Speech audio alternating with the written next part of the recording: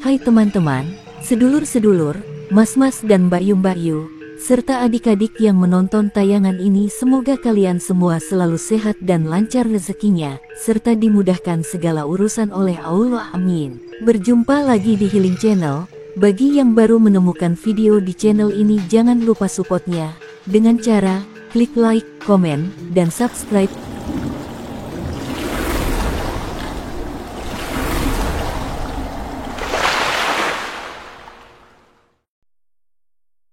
Masjid Laweyan, peninggalan era Joko Tingkir. Di salah satu sudut kampung Batik Laweyan, Kota Surakarta, Jawa Tengah, terdapat sebuah masjid kecil nan sederhana. Bangunan yang menghadap ke Sungai Jenes itu dikenal dengan nama Masjid Laweyan.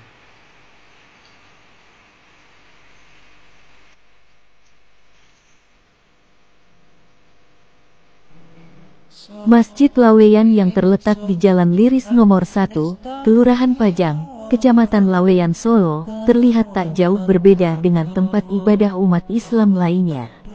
Namun, bagi yang belum tahu sejarahnya, tentu akan tercengang ketika memasuki halaman masjid. Sebab, di salah satu sudutnya ada keterangan yang menyebutkan bahwa masjid ini merupakan salah satu bangunan cagar budaya. Walau ukuran dan wujud fisiknya tidak sebesar dan secantik Masjid Agung atau Masjid Al-Wusto Mangkunegaran, ia memiliki arti istimewa bagi keluarga besar Keraton Kasunanan Surakarta Hadiningrat dan warga kota Surakarta. Masjid Laweyan bukan hanya yang tertua dan pertama di kota Solo, melainkan juga memiliki jejak syiar yang ditinggalkan oleh Ki Ageng Henis. Beliau adalah ayah dari Ki Ageng Pemanahan yang berputra Panembahan Senopati, pendiri kerajaan Mataram Islam sekaligus rajanya yang pertama. Salah seorang takmir, Ahmad Sulaiman, menuturkan babat Tanah Jawi menyebutkan masjid itu dibangun pada masa kerajaan Pajang dengan rajanya Sultan Hadiwijaya atau Joko Tingkir pada 1546 Masehi. Ia tercatat sebagai masjid pertama di kerajaan tersebut dan memiliki kontribusi besar dalam penyebaran Islam di wilayah Surakarta.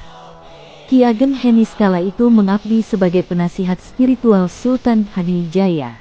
Sultan Hadiwijaya, Joko Tingkir, memberinya tanah perdikan di Laweyan sebagai tempat tinggal sekaligus melakukan syiar Islam.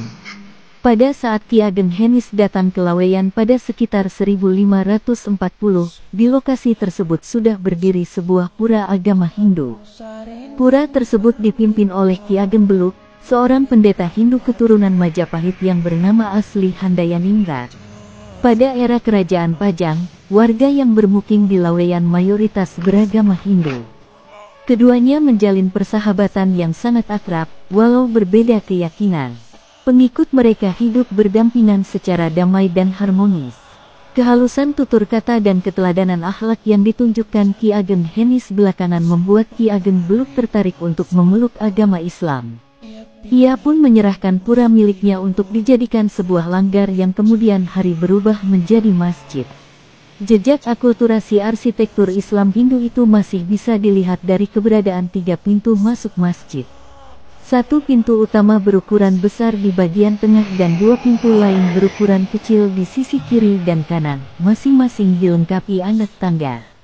Masjid Laweyan menjadi pusat penyebaran agama Islam pada waktu itu. Di belakang masjid ini dulu berdiri sebuah pesantren dengan santri yang sangat banyak. Saking banyaknya mereka tidak berhenti menanak nasi untuk para santri sehingga selalu mengepulkan asap atau beluk. Itulah mengapa kemudian tempat ini dinamakan Kampung Belukan. Masjid Laweyan merupakan bukti kejayaan kerajaan Pajang. Perkembangan Islam di kota Solo tak lepas dari sosok Ki Ageng Henis dan Raja Kerajaan Pajang Sultan Hadiwijaya atau Joko Tingkir. Ki Ageng Henis yang merupakan penasihat spiritual kerajaan Pajang kala itu.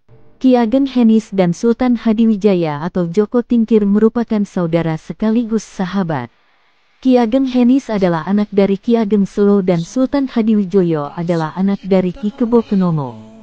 Ki Ageng Selo dan Ki Kebo Kenomo masih memiliki hubungan saudara yang cukup dekat dan masih terah dari Raja Brawijaya kelima.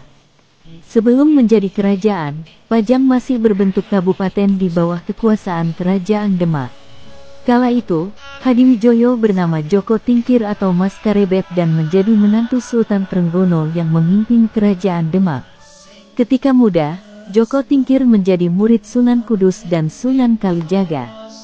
Penunjukan Mas Karebet atau Joko Tingkir menjadi Bupati Pajang bukan tanpa alasan. Salah satunya adalah Kabupaten Pajang sebagai penyaring jika ada serangan musuh dari wilayah timur sebelum sampai ke Kerajaan Demak, kata Adianto, 62, juru kunci makam Ki Ageng Henis.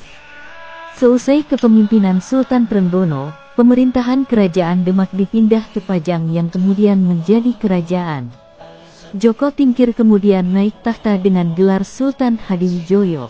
Sedangkan Ki Ageng Henis diangkat menjadi patih di Pajang. Masjid Laweyan dalam perkembangannya pernah dipugar semasa Raja Keraton Kasunanan Surakarta Pakubuwono PB 10. Masjid juga diberi mimbar untuk khotbah yang bentuknya seperti kereta. Mimbar ini pun sampai kini masih ada tetap dipakai untuk tempat khotbah. Selain itu, ada juga beduk dan kentongan yang usianya ratusan tahun.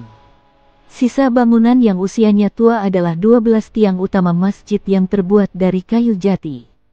Meski fungsinya kini hanya menjadi tempat ibadah, Masjid Laweyan tetap memiliki daya tarik tersendiri. Banyak orang singgah ketika akan berziarah ke makam Ki Ageng Henis, termasuk juga para peneliti yang ingin meneliti sejarah Masjid Laweyan. Demikian pemirsa Healing Channel yang setia, semoga tayangan video ini bisa menghibur dan bermanfaat serta menambah wawasan kita, dan nantikan tayangan video berikutnya.